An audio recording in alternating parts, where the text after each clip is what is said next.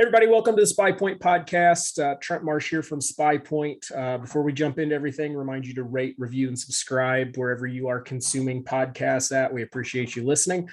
Today, we have Carrie Zylka joining us on the podcast of HuntFishTravel, of Bowcast, of a million other things. Most of you probably know Carrie. This is actually attempt at least number 2 to get this done, if not number 3. We had some technical issues. We were trying to record it while she was driving through a blizzard, and that wasn't working very well. But before we get into all of that, Carrie, for those that don't know you, why don't you introduce yourself and give a little bit of background about yourself? Sure. First off, thank you so much for having me on the podcast. I mean, I think that working with SPYPOINT is probably one of the highlights of the show because you guys are such a great company. You as their marketing guy is just amazing to work with. So thank you again for having me on the show. I didn't pay you to say that. I didn't. No, he did not. He did not. That was your. He did not. That was your editorialization. So my name is Carrie Z. HuntFishTravel is my big podcast. It's been around for about 10 years. And it went through some rebranding and some just kind of finding its footing issues. And finally, it's just kind of landed on the logistical side of hunt and fish trips. I mean, let's face it, we all spend more time figuring out where to go, what we're going to do, looking at topo maps, trying to find lodging, et cetera, than we do actually hunting and fishing a lot of times. Yeah. So I love to travel. And it was just a really good fit for the show. And it was something that was, I don't know, kind of missing a little bit. Everybody talks about how to create mock scrapes, how to reset your boat, whatever it is. Nobody ever talks about the logistics of actually getting to the place that you're going to be spending a week in the mountains or wherever it is with no cell service. So you can't Google it. Right.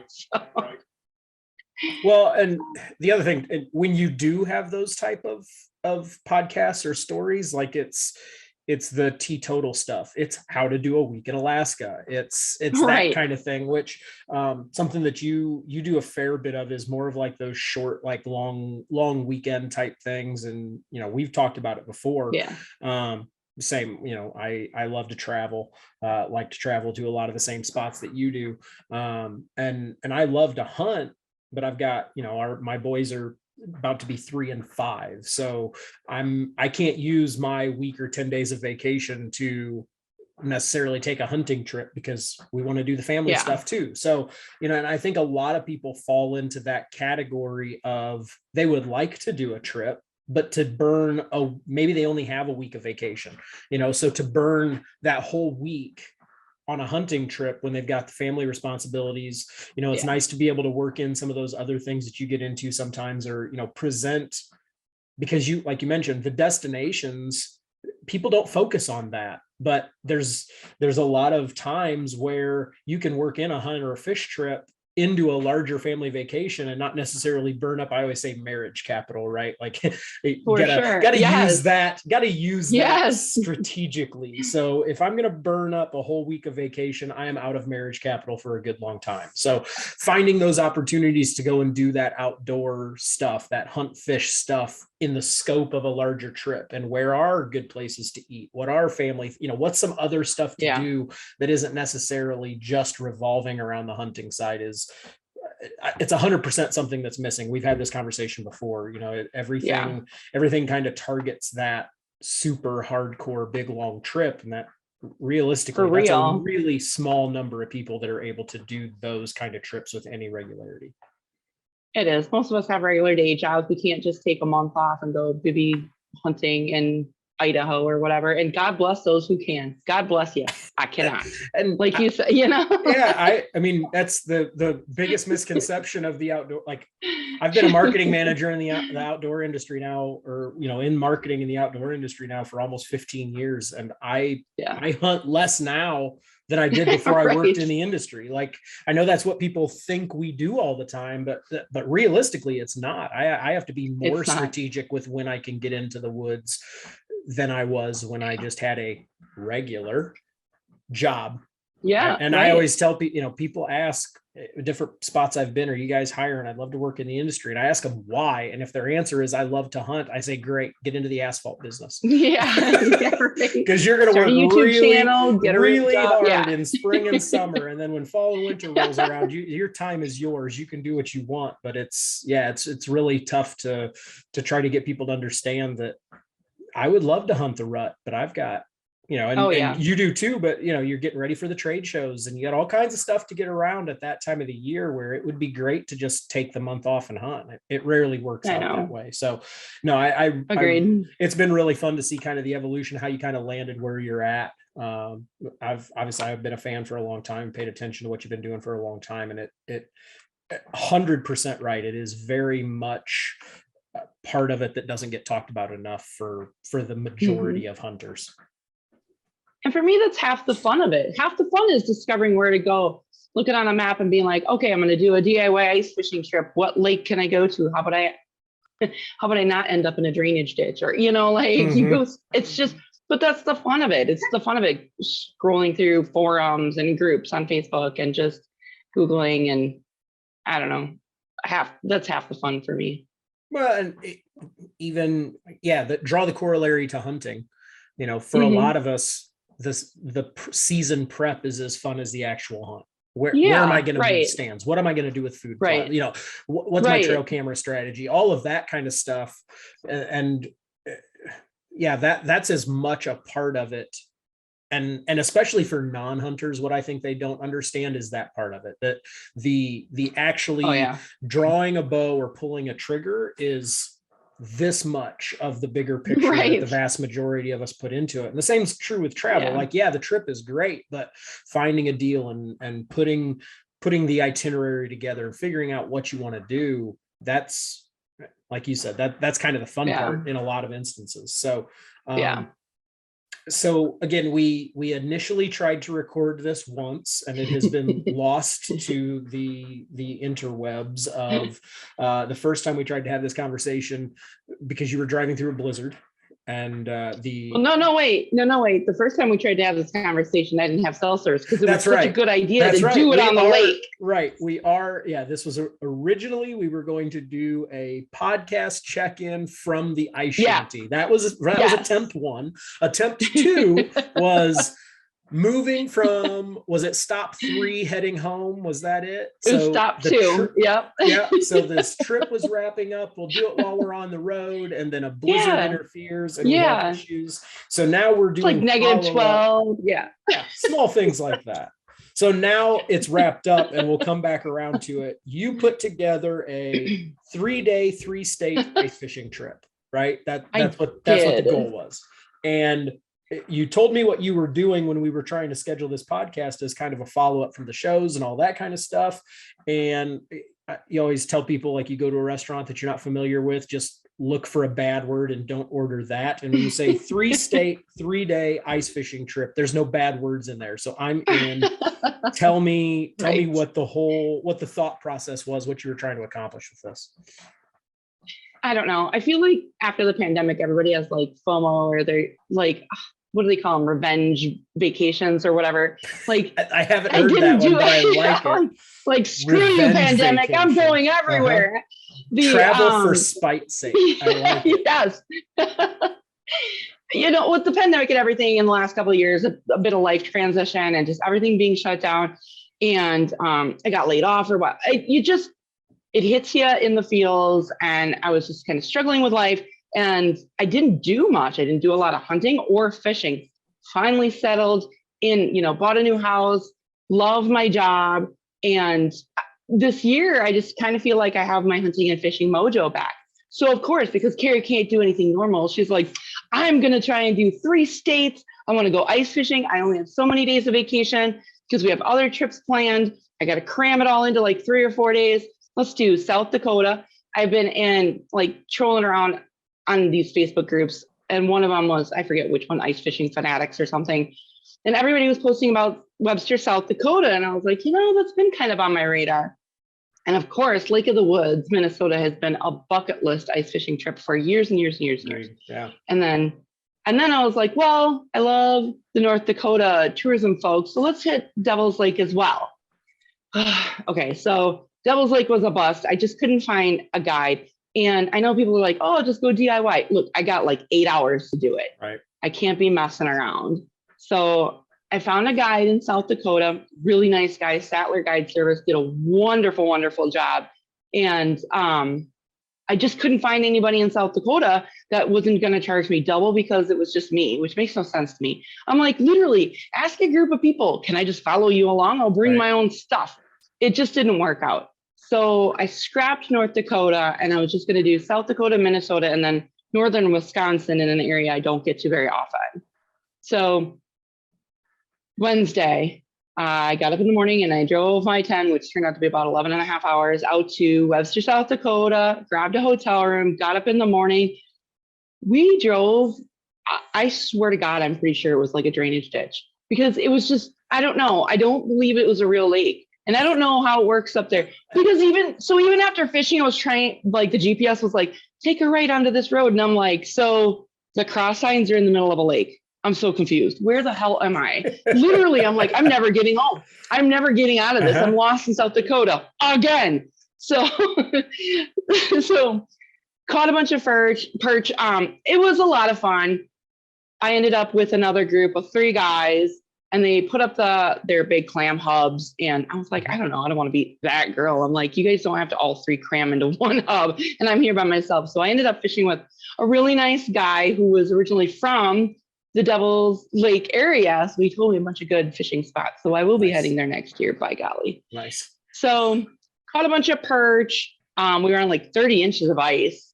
I swear to God, but it was only like 4. I swear, I feel like we were just in some kind of a drainage ditch. It probably really is a little lake, but the perch were huge jumbo. I'm like, I mean, I feel like Wisconsin has really good fisheries and stocking, but I mean, these things were like just enormous.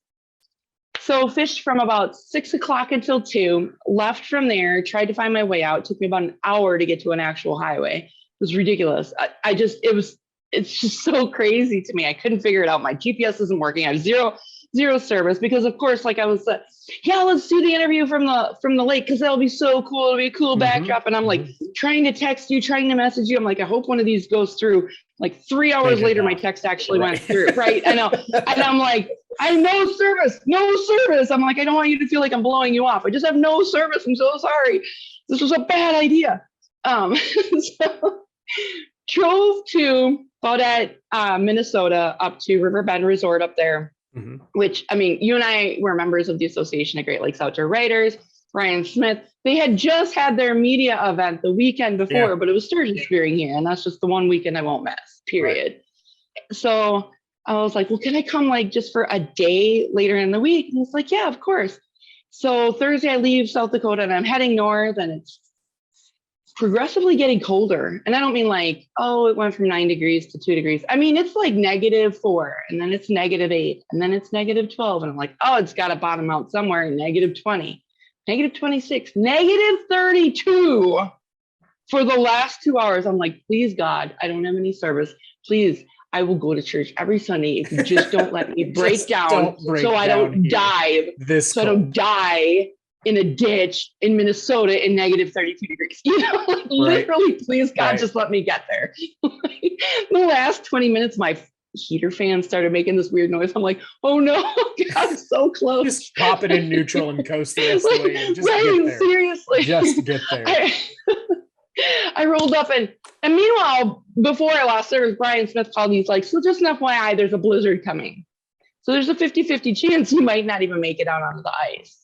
And I'm like, oh, okay. So if I go home, the blizzard won't hit. And then I'll be pissed. If I go, the blizzard will hit. Probably will hit, but maybe I can still get out. I don't know. We'll see. Right. Of course, 6:30 in the morning, they called it. And I mean, I was only going to fish the day and then head home. I felt bad for these people who are spending thousands of dollars for these overnight shacks for like 4 days. They're arriving on Friday. There's nowhere to put them because it's not even that like it's such a whiteout condition. You can't get the shacks out there. These shacks are 8 miles from the resort.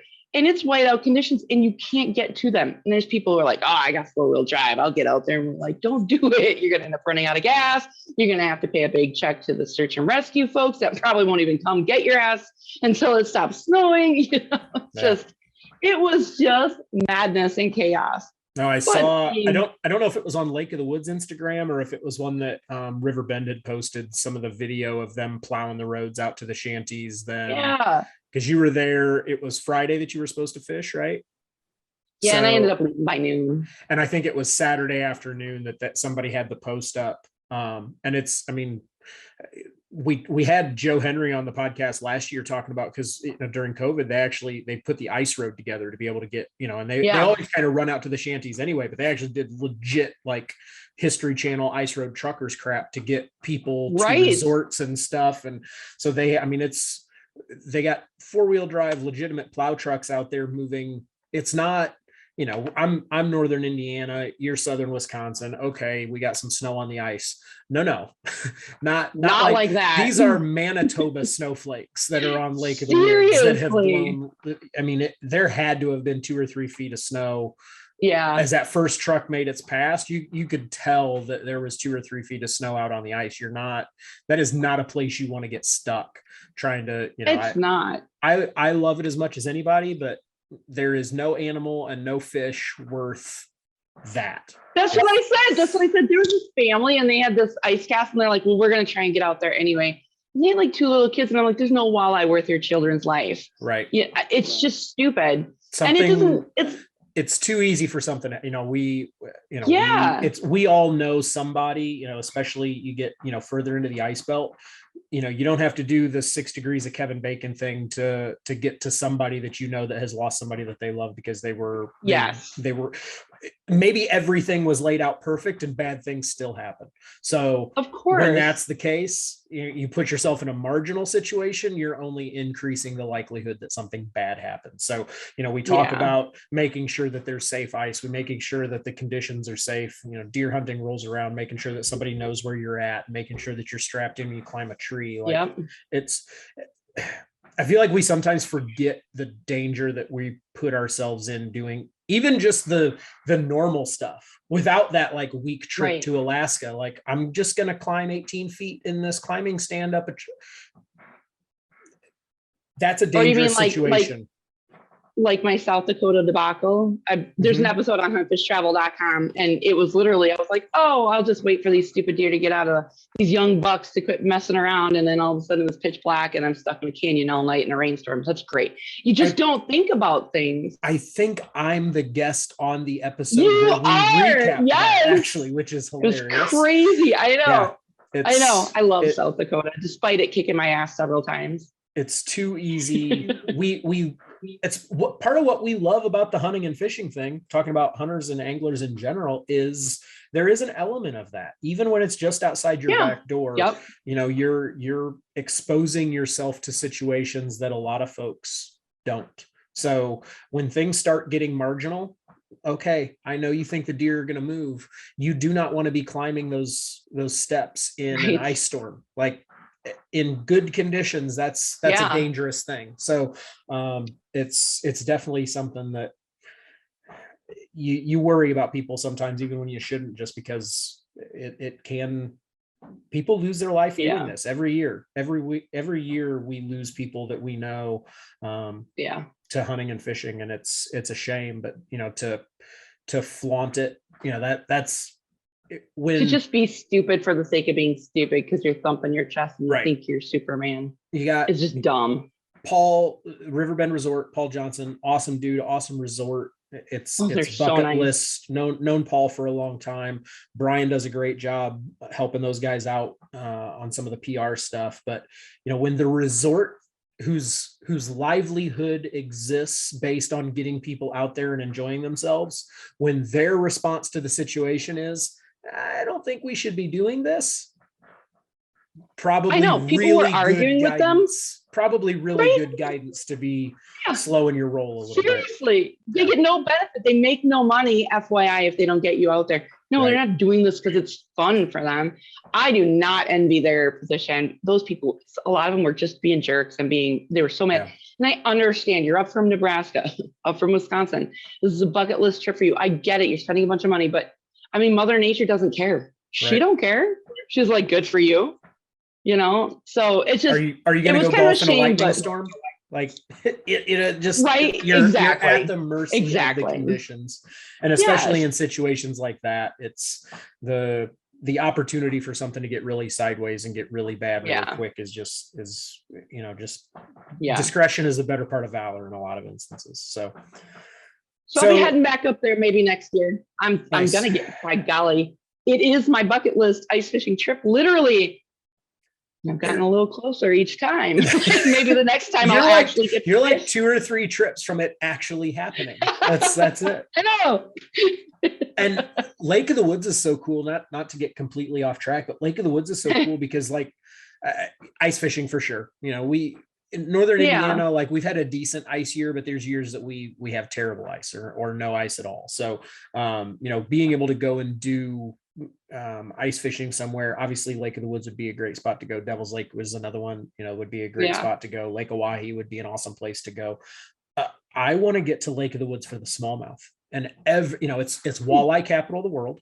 I get it. Everybody goes to Lake of the Woods for the walleye opener, and through there are the frequency with which incredible walleye are caught in Lake of the Woods is disgusting. If you guys are into fishing, you're into walleye fishing, and you aren't following, whether it's the Riverbend Resort Instagram or Facebook or Lake of the Woods, like it's fish porn. It's awesome. They're always catching great fish, but the walleye are so popular that it's an incredible smallmouth fishery, and it's completely overshadowed because of the walleye, because everybody's up there for the walleye. Sure. And, we have some smallmouth spots around here, but again, kind of, northern Indiana, we don't have near the frequency or quality of fish. So I've razzed Joe Henry about it a couple times. Like, I know it's the walleye thing, but I want to come catch the smallmouth, because that ounce for ounce for me, like if I can only fish one fish and I'm guaranteed good fishing for that fish for the rest of my life, it's smallmouth bass each and every day. Like that's just a fun fish to catch. So that's why I want to go ice fish up there too, and I want to go catch walleye up there. But man, that first trip to Lake of the Woods, it's Joe, find me somebody to put me on smallmouth for 3. I want my forearm tired from reeling up 4-pound footballs all day. That's what I'm after. Right. That's a good idea. That's probably a big missed opportunity for a lot of fishermen who don't even realize that. The sturgeon too. So I've never actually fished for sturgeon. I've only speared for them. That's what we do here in Wisconsin.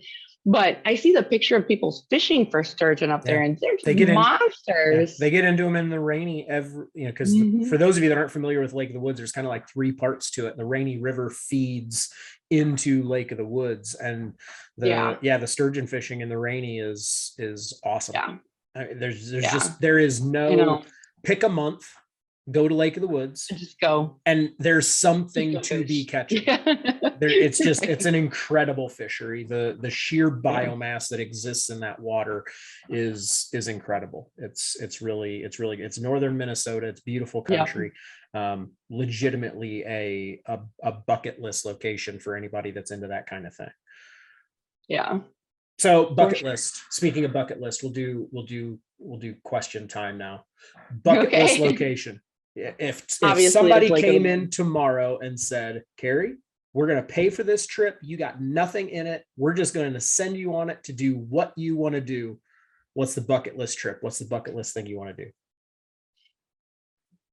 Trip or fishing trip or hunting trip? Let's do both. Let's just do straight travel. Okay. And then what's your outdoor destination? Okay. So my bucket list hunting trip would be caribou anywhere. Anywhere. It is bow or anywhere.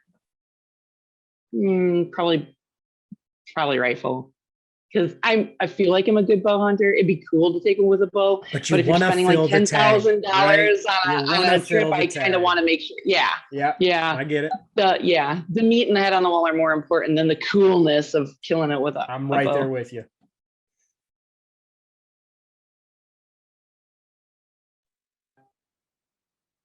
Did I lose it? Nope. So caribou for for the hunting trip, and then just straight travel, just a pure vacation? Probably Japan would be number one. I really, really, really want to go to Argentina. I really want to go to Argentina. I just want to go. I love Argentinian wine. I love the food. I just think it would be a really interesting place to visit. And I think it's been my number one trip for many, many years. Is probably the Christmas markets in Germany or Austria or that whole region. The Christmas markets, mostly because I like to shop and Christmas is my favorite holiday. Right. So it looks like Santa threw up in my house every year. Right. Nice. The dollars I would spend over there. No, that makes sense. So those would probably be my two top. And then just Lake of the Woods really is my bucket list fishing trip. Truly. No, I mean, and it's deserved. Like that is a legitimate fishing location for sure. So favorite trip that you've been on then, like where would you want to go back to that you most want to get back to that you've been to? I'm gonna the answer to this one. I'm assuming it's basically any of the Hawaiian islands, like just go back tomorrow, right? Right. But specifically Kauai, because I've been there 3 times, been to Maui once, and we're going back to Maui next year. But I don't know, Kauai is just that natural ruggedness and that wildness to it that the rest of the islands, well, and I haven't been to the Big Island, so I can't really say we did the Big Island because my wife and I, we got married on Maui, and then for our 5-year anniversary we went back to the Big Island. And Maui's nothing like Oahu. Like it's not super touristy or anything like that. You've got tourist things to do, but it's not like a resort. Like everyone that I've talked to that's been to Oahu is like, it's Florida of the Pacific. It's very built up and very touristy. And Maui's kind of a really good balance of, if you want to get away from people and do other stuff, you can. If you want to kind of lean into the tourist stuff, you can. But we were on the Big Island for a week and I never saw the word luau anywhere. Like just not an option. Like that's you don't have some of the beach options that you do on some of the others. Where we stayed on the Kona side, it was a 45-minute drive to a good beach for us every morning, which shucks, I have to drive the coast of Hawaii. I know. And look out into the Pacific to volcanoes. The problems that I have whilst on my vacation. How will I ever make it through? Right. But no, Hawaii is right there. For sure. And every time I go, I swear to God, I'm like, I need to go fishing, and I never do, because I just don't. There's just so much other stuff to do, and it's just dedicating a whole day or half a day. One of these days I actually will. I just love Kauai though. There's the beaches, which are amazing, but the interior, the mountains and the lush greenery, it's my jam. I love it there. And I want to live there. When you went to Maui, did you go up Haleakala? Did you go to the top of the volcano? No, I didn't. No. We were going to ride the crater and we didn't. I forget why, something. Because just on that drive, it's like the 6th steepest drive in the world. Because everybody, you've got islands or you've got mountains at the islands, and everybody knows, and it's volcanoes and whatever. But Haleakala is like 11,000 feet. You're going from literal sea level. Like it's not like going to Colorado and you're starting at 2,000 feet. You're at sea level and you're going to 11,000 feet. Like it's right damn now that you're going up the mountain. But you go through it's like 8 or 9 distinct microclimates on your drive. Like you start in the afternoon and it's 85 degrees and beachy, and there's snow on Maui. People don't realize that it snows on Maui because Haleakala is 11,000 feet in the air. So the sheer diversity that you have. I was never a beach guy until Hawaii. If you're not a beach person, you've been to the wrong beaches. You will be. Hawaii will make you.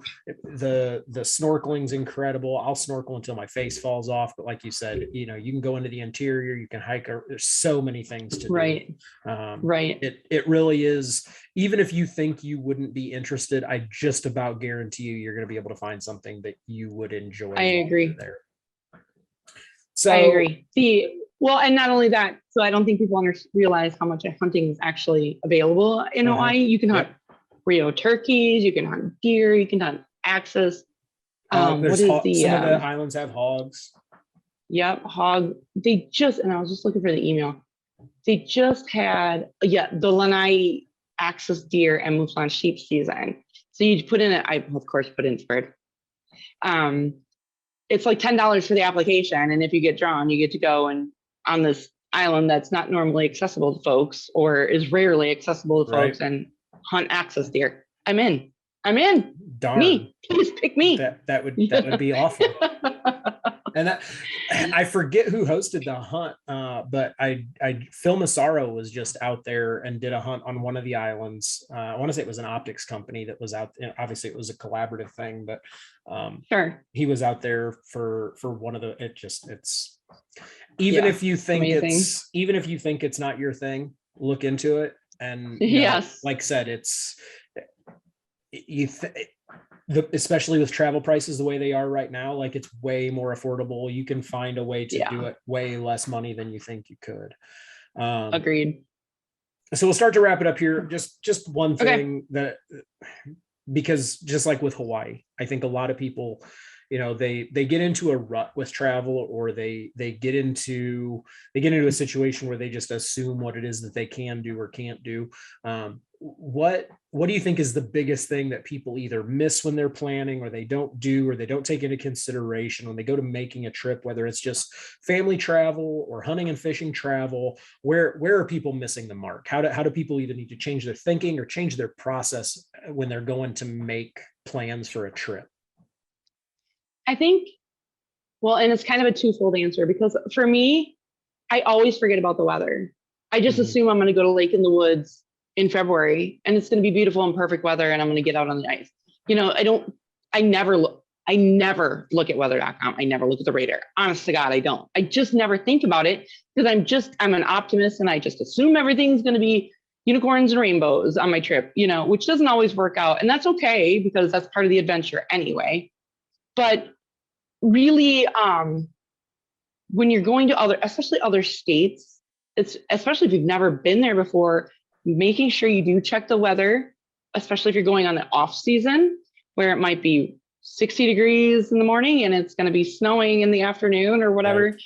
Right. I really think sometimes that is my biggest downfall. I'll go to South Dakota in May to go turkey hunting. It's the off season, so half the restaurants aren't open.